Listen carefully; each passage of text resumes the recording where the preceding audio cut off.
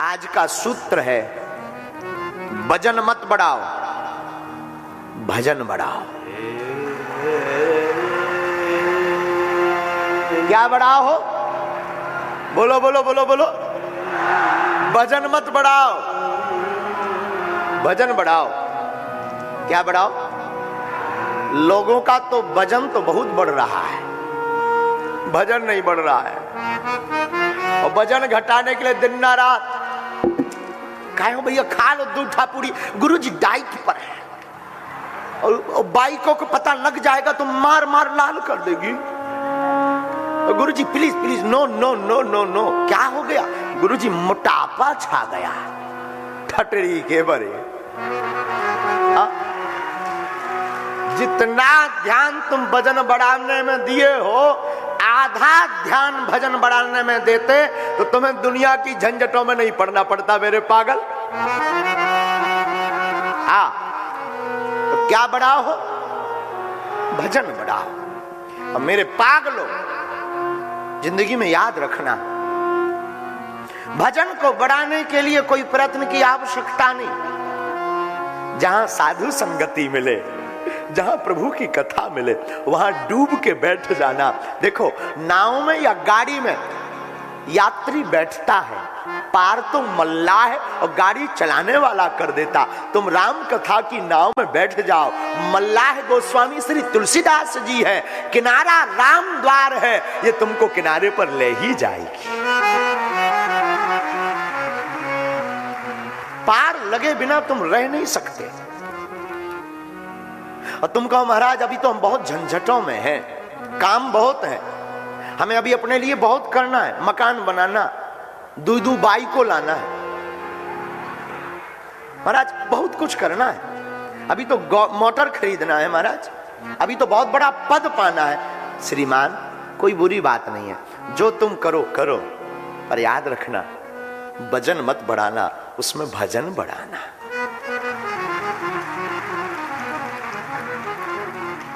यहाँ इस कथा में बड़े ही स्नेही हमें बताया, हमारी दूरभाष के द्वारा मीडिया पर चर्चा हुई थी। श्रीमती साहब जी, आप भी बैठे हैं और आपसे हम कहेंगे कि आप राजगद्दी राजनीति के आदमी हैं, और हम आपको निवेदन करें, हमारी व्यासपीठ राजनीति से तो बहुत दूर रही, पर हम आपको कहते हैं, जिंदगी में जब व्यक्ति इसके वजन की जगह इसका वजन बढ़ाने लगता है तो उसकी दुनिया में तू तू बोलती है।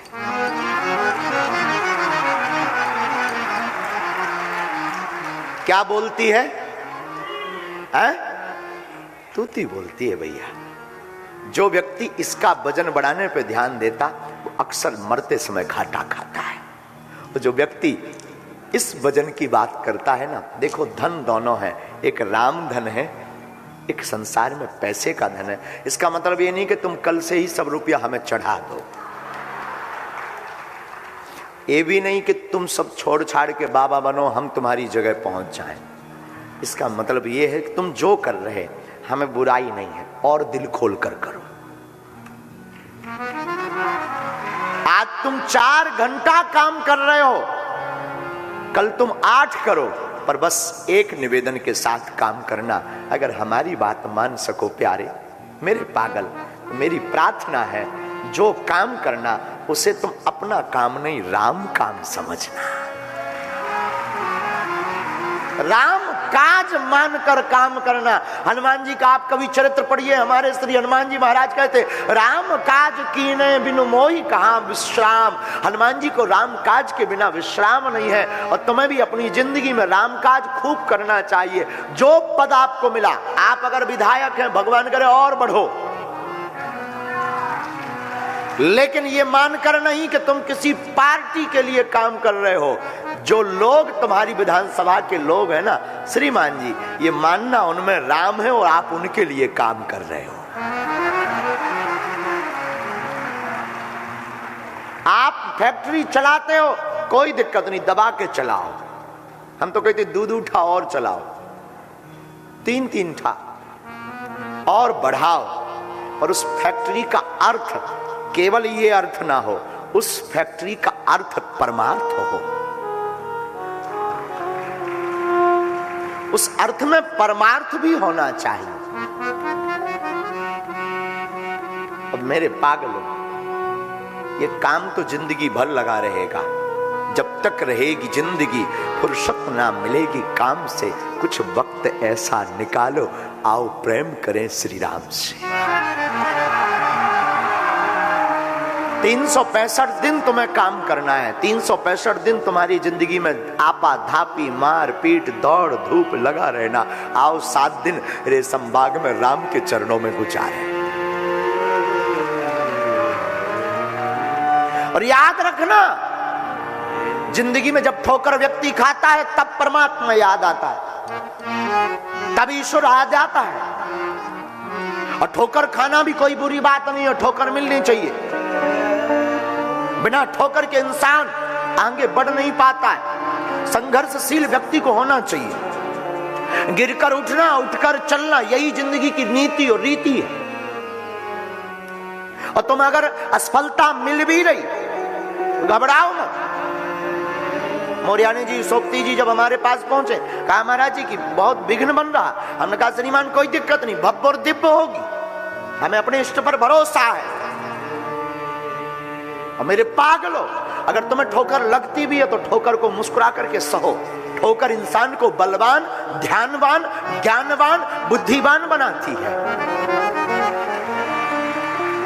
याद रखना, शाम सूरज को ढलना सिखाती है, समा परवाने को जलना सिखाती है। गिरने वालों को होती है थोड़ी सी तकलीफ, पर ठोकर इंसान को चलना सिखाती है। कितनी भी ठोकर खाओ लेकिन मुस्कुराओ। ठोकर खाओ और मुस्कुराओ। किसी गांव में एक किसान रहता था। गांव का किसान, उस जमाने में भगवान बहुत जल्दी सुनता भी था। अब आज का जमाना, भगवान डर गया आज के इंसान से, डर गया, क्योंकि इंसान की खोपड़ी बड़ी खतरनाक होती है। क्योंकि भगवान अगर कह भी दे कि तू मांग क्या चाहता, तो वो कहेगा महाराज ब्याह नहीं हुआ, बाई को आ जाए। और अच्छा भगवान कह भी दे जा तेरा ब्याह हो जाएगा, लुगाई मिल जाएगी, तो वो फिर कहेगा कहां मिलेगी। अगर इतने में काम चल भी जाए तो बात बने, भगवान चुप हो जाए, तू चुप हो जा, वो पूछेगा नाम क्या होगा। अगर भगवान बता भी दे कि उसका नाम ये होगा, और उसके बाद भी अगर मैटर क्लोज हो जाए, चैप्टर बंद हो जाए, तो बात बने, वो फिर पूछेगा गोरी होगी कि काली। और अगर वो बता भी दिया जाए तब भी बात बन जाए, तो कोई खबर, कोई हौस, कोई बहुत अच्छी बात, तब वो फिर पूछेगा कहां रहती है, नागपुर में या बाहर पूना में। अगर वो भी बता दिया जाए और बात बन जाए तो कोई बात ठीक है, मैटर क्लोज हो, लेकिन उसके बाद फिर पूछेगा गुड़ी होगी कि अवगुड़ी। संसार के प्रश्न कभी खत्म नहीं होते। ये खोपड़ी है, खोपड़ी इसका नाम ही इसीलिए पड़ा है, ये खो गई और पड़ी है इसलिए खोपड़ी है। उस जमाने में भगवान बहुत जल्दी सुनता था, आज के जमाने में डरने लगा, खासकर नागपुर वालों से।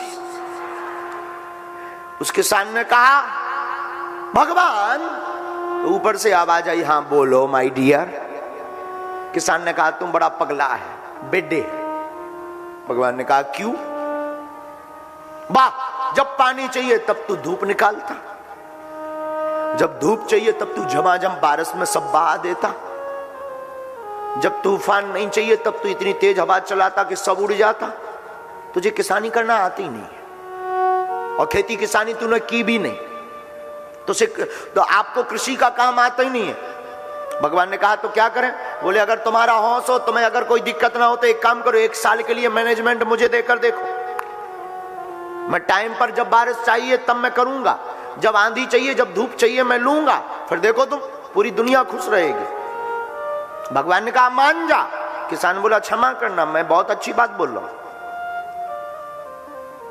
भगवान ने कहा ठीक है, 1 साल का मुखिया तू जा, जो करना है सो कर।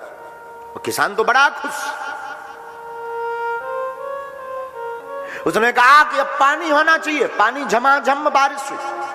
उसने बीज डाला, बीज अंकुरित हुए, प्रकट हुए, बीज से पौधा बाहर निकले। उसने कहा अब धूप होनी चाहिए, धूप निकली। किसान बड़ा खुश, क्योंकि पौधा उसके सिर के ऊपर, गेहूं की बॉल सिर के ऊपर लंबे लंबे पौधे, बड़ी बड़ी बाल, बड़ी बड़ी बाल। किसान बड़ा प्रसन्न है। धीरे धीरे टाइम बीता, काटने का समय आया।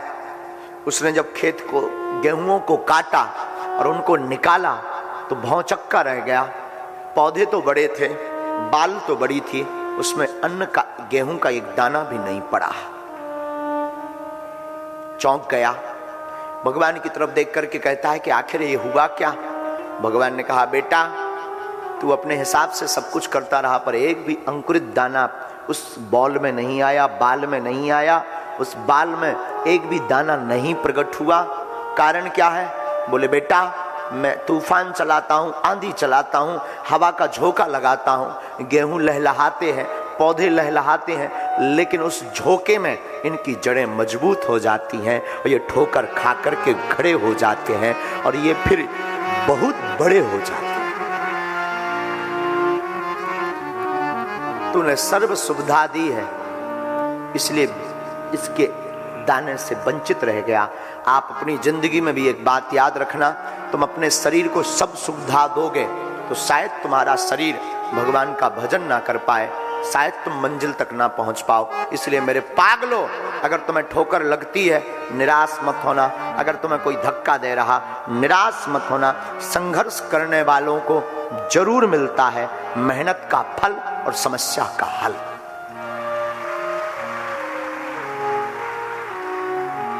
जो संघर्ष करता है उसको मिलता अवश्य। हमारे एक महापुरुष हमसे कहते थे, ठोकर खाकर जमाने की, खाकर ठोकर जमाने की, फिर लौट आए मैखाने में। खाकर ठोकर जमाने की, फिर लौट आए मैखाने में। मुझे देखकर मेरे गम बोले, बड़ी देर लगा दी आने।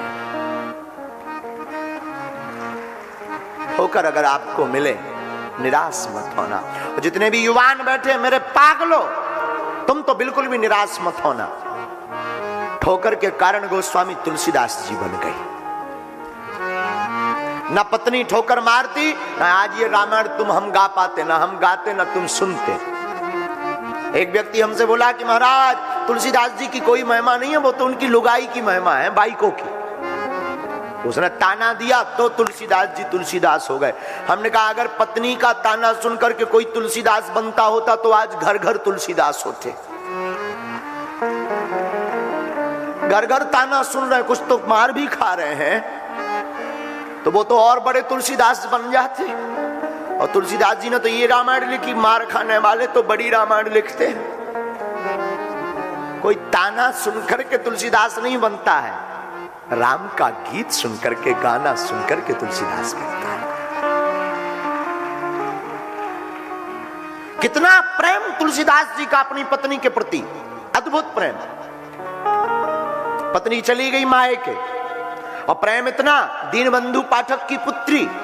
तुलसीदास जी को प्रेम इतना कि बरसात का मौसम, तुलसीदास जी शाम के समय आए, मन लगे ना, दिल एकदम दिमाग विचलित। इतना प्रेम पत्नी से, भागे भागे ससुराल चल दिए। बरसात का मौसम, नदी में बाढ़ आई। बाढ़ को देखा तो सोचा कि अब ना जाऊं, पर मैं एक छोटी सी नदी, अगर कोई रोड़ा बन रही प्रेम में, ना जाऊं तो प्रेम दुत्कारेगा। गोस्वामी तुलसीदास जी ने छलांग मार दी, जो होगा देखा जाएगा। मोहब्बत में अगर नदी में गिरना भी पड़े तो कौन सी छोटी बात, बड़ी बात। उसी वक्त बहती हुई एक लकड़ी बहती चली आई। गोस्वामी तुलसीदास जी ने उसको पकड़ा, उन्हें लगा ये लकड़ी है, लेकिन वो सौ था। लेकिन प्रेम की सुगंध सौ के दुर्गंध को दूर रखती है। अब वो पार हो गए। जिंदगी भी एक भवसागर है, ये संसार भी एक भवसागर है, और इसमें जब तुम्हें राम से प्रेम हो जाएगा तो संसार की दुर्गंध तुम्हारा कुछ नहीं बिगाड़ेगी, राम की सौगंध तुमको पार कर देगी। और मेरे बाबा कली कुलशेखर गोस्वामी तुलसीदास जी पार हो गए। पत्नी के घर गए, रात का अंधेरा, दरवाजा कौन खुलवाए, कौन जगाए? लोग पूछेंगे, तमाशा बनाएंगे, इतनी रात को क्यों आए?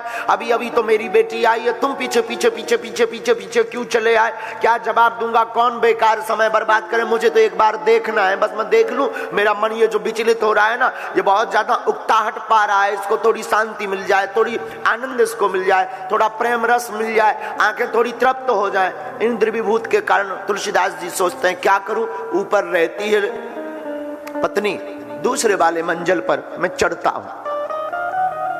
देखा कि एक जंगला से काला काला काला कुछ लटक रहा, लगता है रस्सा है, पकड़कर टंग गए और धड़ाम से नीचे कमरे में पत्नी के गए।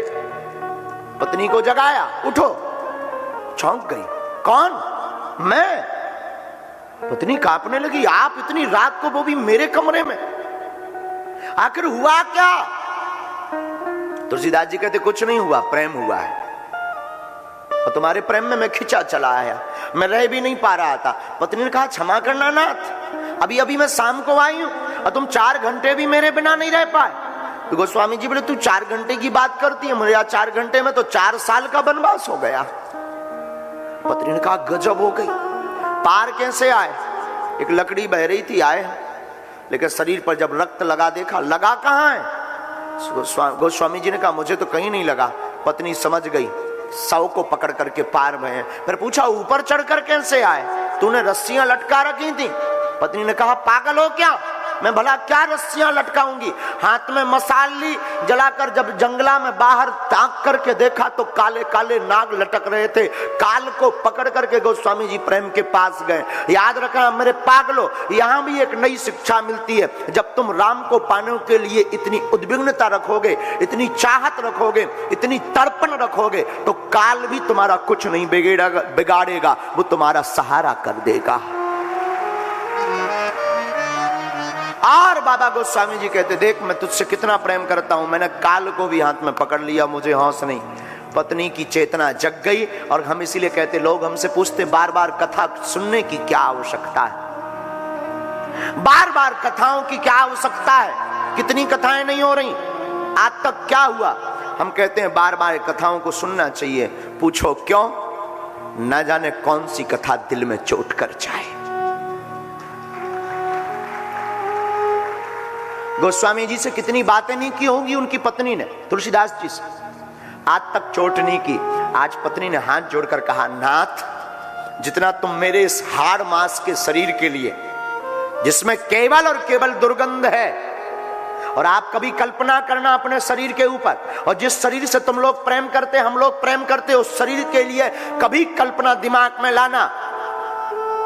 आंखें, अगर प्रातः काल आंखों में गंदगी निकलती है, कानों से भी गंदगी निकलती, नाक से भी गंदगी निकलती है, पेट में तो गंदगी भरी पड़ी है, मलद्वार में तो गंदगी निकलती निकलती, और हम लोग इतने मूर्ख हैं कि नरक से ही प्रेम करते हैं। उनकी पत्नी ने कहा, नाथ, जितना तुम मुझसे प्रेम करते हो, इससे आधा भी अगर ईश्वर से प्रेम किया होता तो आज तुम्हें परमात्मा मिल गया होता। और फिर क्या? गोस्वामी जी की चेतना जगी, और चेतना जागी, ठोकर लगी, और ठोकर लगी तो गोस्वामी जी से फिर गोस्वामी तुलसीदास जी बन गई। तुलसी से तुलसीदास बन गई। और मेरे पागलों, हमने आज बैठते ही मंगलाचरण में एक बात बोली है, तुलसी तुलसी सब कहें, तुलसी बन की घास, कृपा भई रघुनाथ की, सो हो गए तुलसीदास। कहां तुलसी, कहां तुलसीदास? ठोकर खाई, तुलसीदास बन गए। और आज की कथा में हम तुमसे प्रार्थना करें, तुम्हें ठोकर लगे, निराश मत होना, अपने लक्ष्य के लिए बढ़ते जाना, एक दिन सफलता कदम चूमेगी। संकट आवे, कष्ट आवे, घबराना नहीं, भगवान की कथा में आकर बैठ जाना। संकट और कष्ट, दुख भगवान की याद कराते। भगवान की याद तब आती जब ठोकर लगती है, और तुम्हें ठोकर लगी तो निराश मत होना, समझना तुम्हें हमारे प्रभु ने याद किया है। ठोकर से मत रो, ठोकर के लिए मत रो कि लोगों ने ठोकर दी, रोना है तो प्रभु के लिए रो।